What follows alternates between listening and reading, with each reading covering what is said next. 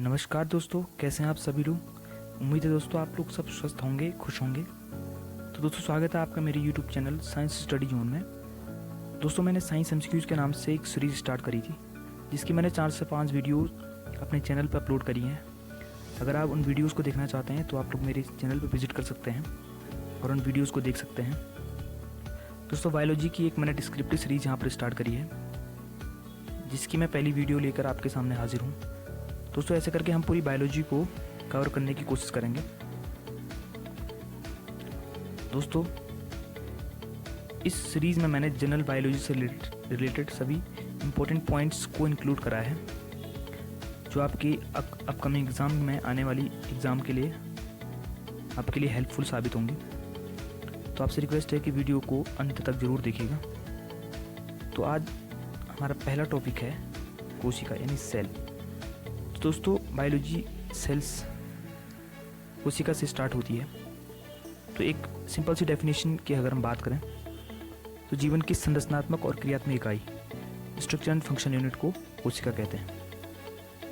तो दोस्तों स्ट्रक्चर का मतलब यह है कि जो एक ऑर्गेनिज्म को एक डेफिनेट शेप मिलता है वो सेल की वजह से मिलता है, और जो उसकी बॉडी में जितने भी फंक्शंस होते हैं, जितने भी फिजियोलॉजिकल प्रोसेसेस होते हैं, वो सेल के अंदर ही कंप्लीट होते हैं। तो इसलिए structure and function unit of life cell कहते हैं। नेक्स्ट है दोस्तों जनरल इन्फॉर्मेशन की बात करते हैं। जनरल इन्फॉर्मेशन में हम डिस्कवरी की बात करेंगे। तो डिस्कवरी रॉबर्ट हुक ने 1665 में करी थी, और इसको जो कोशिका नाम दिया गया था वो रॉबर्ट हुक ने ही दिया। रॉबर्ट हुक ने जो सेल डिस्कवर करी थी वो सबसे पहले प्लांट के सेल वॉल में जो कॉर्क सेल होती है, जो डेड होती है, उसमें उन्होंने सबसे पहले सेल को डिस्कवर किया था। दोस्तों आपको याद रखना है कि सबसे पहले जो सेल डिस्कवर हुई थी वो डेड सेल थी। जो लिविंग सेल थी वो बाद में डिस्कवर हुई, वो हम आगे वाले पॉइंट में डिस्कस करेंगे। नेक्स्ट पॉइंट है दोस्तों, इम्पोर्टेंट पॉइंट है कि कोशिका जो घिरी होती है, यानी कि कोशिका एक सिलेक्टिवली परमिएबल मेम्ब्रेन से घिरी होती है, जिसको हम प्लाज्मा मेम्ब्रेन कहते हैं। ये विशिष्ट इसलिए होती है, स्पेसिफिक इसलिए होती है दोस्तों, क्योंकि ये कुछ स्पेसिफिक मॉलिक्यूल्स को ही सेल के अंदर या बाहर मूवमेंट को अलाउ करती है, स्पेशल मॉलिक्यूल्स को। तो इसलिए ये डिफरेंशियली परमिएबल होती है। नेक्स्ट पॉइंट है सेल में स्वजनन की क्षमता होती है, कैपेबल ऑफ सेल्फ रिप्रोडक्शन। मतलब सेल में डिवीजन की क्षमता होती है, या अपने ही जैसी दूसरी कॉपी डिवीजन के थ्रू बना सकती है। नेक्स्ट पॉइंट है दोस्तों, आनुवंशिक गुणों के वाहक गुणसूत्र स्थित होते हैं, यानी कि जो क्रोमोसोम होते हैं, गुणसूत्र जिन्हें कहते हैं, जो क्या कहते हैं हमारे हेरिडिटरी मटेरियल को कंटेन करते हैं, तो वो सेल के अंदर ही पाए जाते हैं। नेक्स्ट पॉइंट है दोस्तों, जीवन का मास्टर मॉलिक्यूल जो डीएनए होता है। देखिए दोस्तों हमारे सेल में, हमारी बॉडी में 2 प्रकार के न्यूक्लिक एसिड होते हैं। एक होता है डीएनए, दूसरा होता है आरएनए। दोस्तों डीएनए मतलब आपको पता है डीऑक्सीराइबोन्यूक्लिक एसिड है, आरएनए मीन्स राइबोन्यूक्लिक एसिड। ये 2 न्यूक्लिक एसिड हमारे सेल में पाए जाते हैं, न्यूक्लियस में पाए जाते हैं ये। तो ये इंपॉर्टेंट पॉइंट है। नेक्स्ट है कोशिका सिद्धांत, cell theory. Cell theory 2 scientist थे, एक थे एम जे स्लीडन एंड दूसरे थे थियोडर स्वान। एम जे स्लीडन जो पेशे से प्रोफेशन से बॉटनिस्ट थे, और ये जूलॉजिस्ट थे। इन दोनों ने मिलकर के एक सेल थ्योरी यहाँ पर प्रोवाइड कराई। सेल थ्योरी में मेनली 2 पॉइंट आपको याद रखने हैं कि जो प्रत्येक ऑर्गेनिज्म है वो सेल से मिलकर के बनी होती है, और मिलियंस ऑफ सेल्स आपस में मिलकर के एक कंप्लीट ऑर्गेनिज्म का निर्माण करते हैं। तो ये चीज़ें हैं। नेक्स्ट पॉइंट है दोस्तों, सबसे छोटी कोशिका, या कहें कि सबसे छोटी प्रोकैरियोटिक कोशिका जो है वो है माइकोप्लाज्मा लेडलवाई। माइकोप्लाज्मा लेडलवाई सबसे छोटी प्रोकैरियोटिक कोशिका है। और नेक्स्ट पॉइंट है सबसे बड़ी यूकैरियोटिक कोशिका।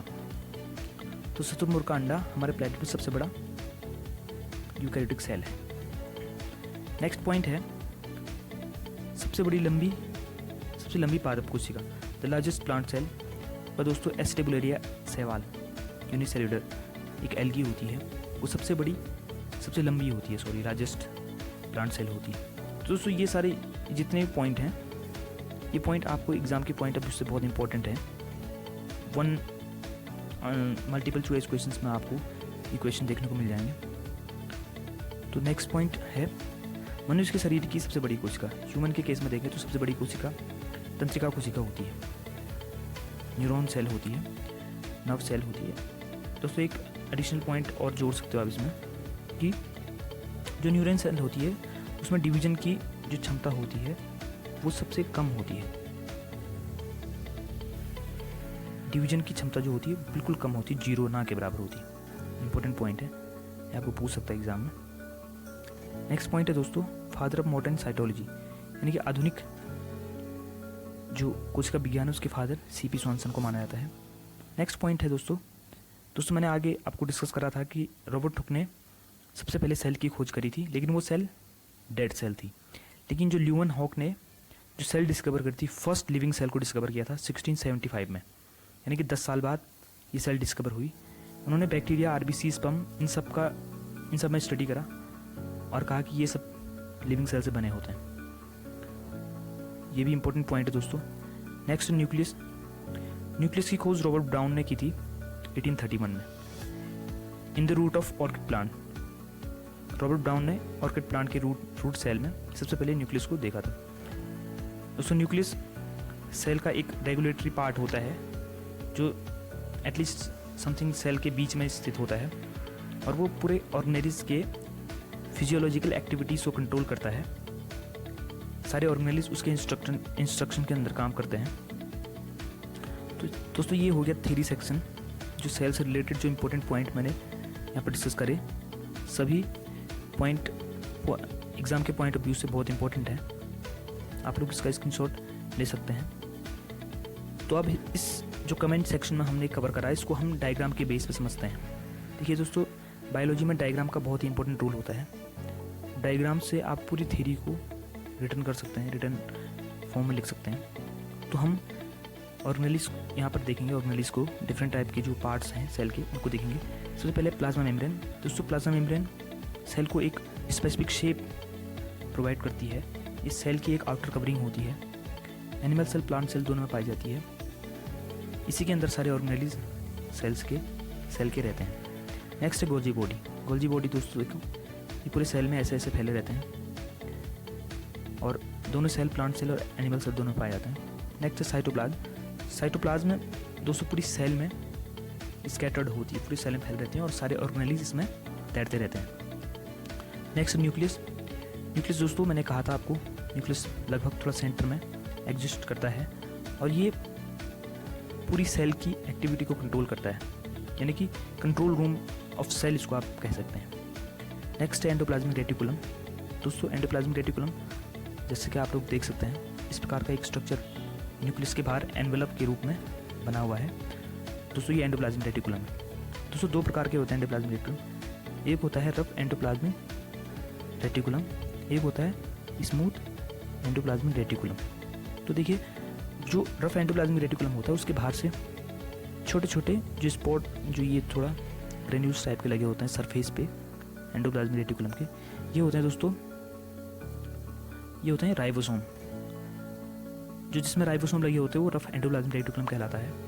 राइबोसोम दोस्तों नेक्स्ट यहाँ पर मैंने डिस्कस करा है। राइबोसोम जो पॉइंट है वो प्रोटीन सिंथेसिस में बहुत ही इंपॉर्टेंट रोल अदा करता है, यानी कि प्रोटीन सिंथेसिस की साइट के रूप में इसको आप लोग कह सकते हैं। प्रोटीन सिंथेसिस कहाँ पर होता है, वो राइबोसोम में होता है। नेक्स्ट पॉइंट है माइटोकॉन्ड्रिया। दोस्तों माइटोकॉन्ड्रिया आपको पता है सेल का पावर हाउस होता है।